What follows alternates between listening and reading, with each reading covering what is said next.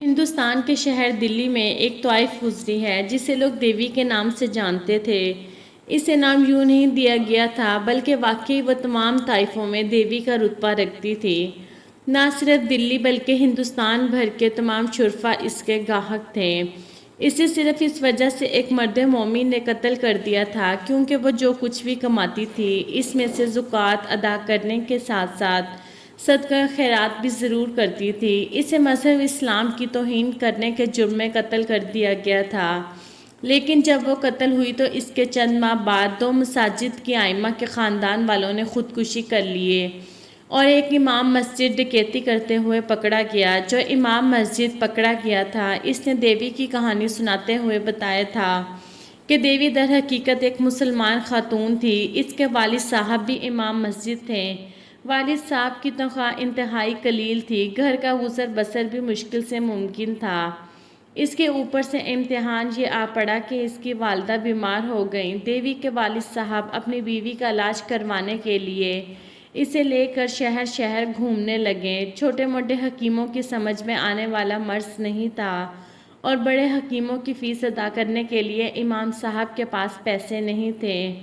ابھی وہ ان حالات کا سامنا کر ہی رہے تھے کہ مسجد کی کمیٹی نے ان کو امامت کے فرائض ادا کرنے سے روک دیا کیونکہ وہ کئی دن غیر حاضر رہنے لگے تھے، جس کی وجہ سے نمازی پریشان ہو رہے تھے۔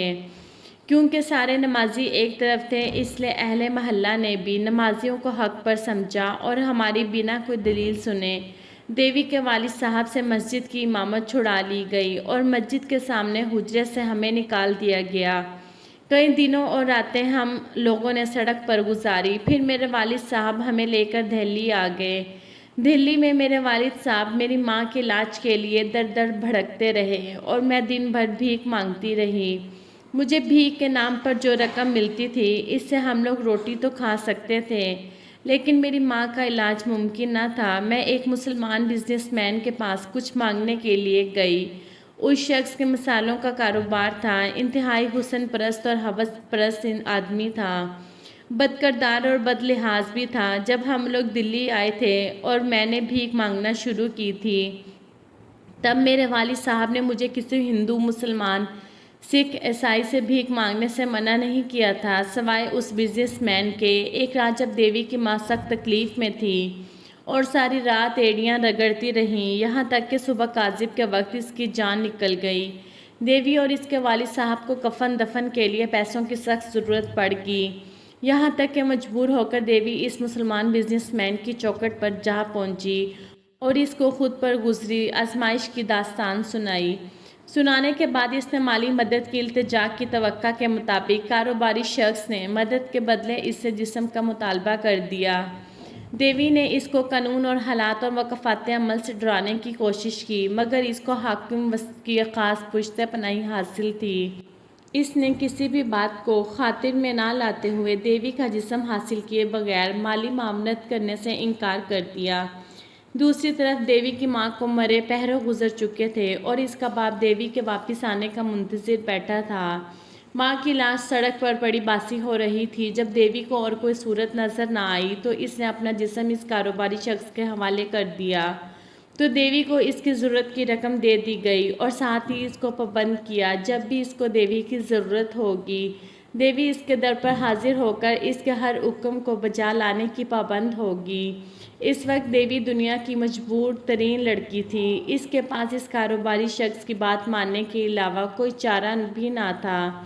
اگر وہ اس کی شرط نہ مانتی تو اس رقم سے ہاتھ دھو بیٹھتی جس کی وجہ سے وہ اپنی عزت بھی گنوا چکی تھی، اور رقم سے ہاتھ دھونے کا مطلب ماں کی بے گور و کفن کی لاش کو لے کر در در پھرنا تھا اور اس کے کفن کے لیے در در بھیک جمع کرنی تھی۔ اس مجبوری سے مجبور ہو کر اس نے کاروباری شخص کی تمام تر شرائط مان لی تھی۔ یوں اس کی عزت لوٹ جانے کے عوض اس کی والدہ کے کفن دفن کا انتظام ہو گیا تھا۔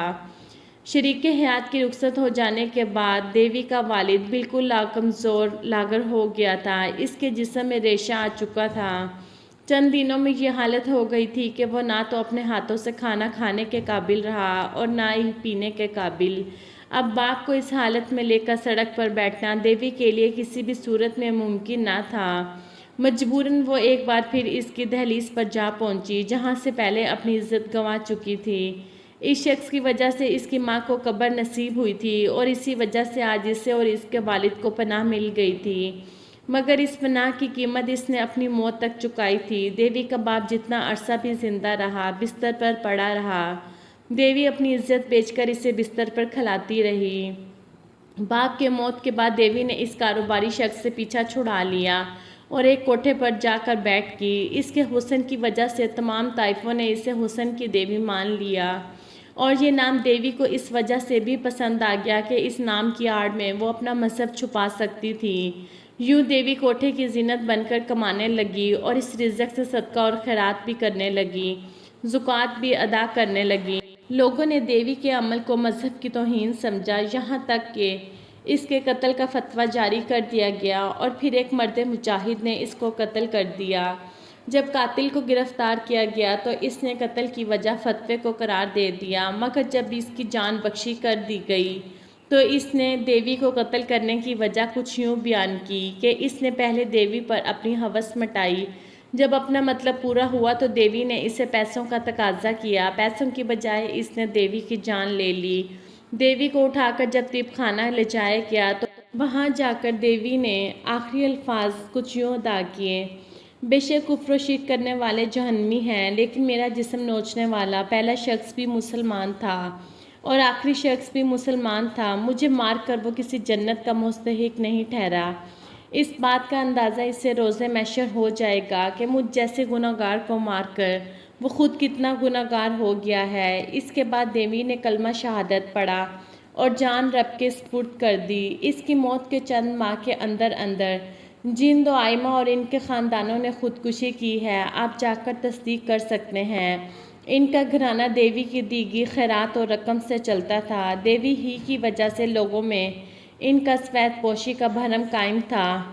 دیوی ہمیشہ ان کو 1 مہینہ ایڈوانس کے پیسے دے کر رکھتی تھی تاکہ اگر کسی مہینے وہ پیسے نہ دے سکیں یا وہ مر جائے تو ان لوگوں کے پاس متبادل بندوبست کرنے کا وقت موجود ہوں۔ انہیں امام مسجد میں سے ایک میں بھی تھا، باقی 2 نے خودکشی کر کے موت کو گلے لگا لیا، لیکن اپنے بچوں کو قتل کرنا میرے لیے ممکن نہ تھا، اس لیے میں نے چوری اور ڈکیتی شروع کر دی۔ اگر دیوی زندہ ہوتی تو میں آج بھی لوگوں کو دین اسلام کی تبلیغ کر رہا ہوتا، مجھے اس بات کی فکر بالکل نہ ہوتی کہ میرے بچے بھوکے ہیں۔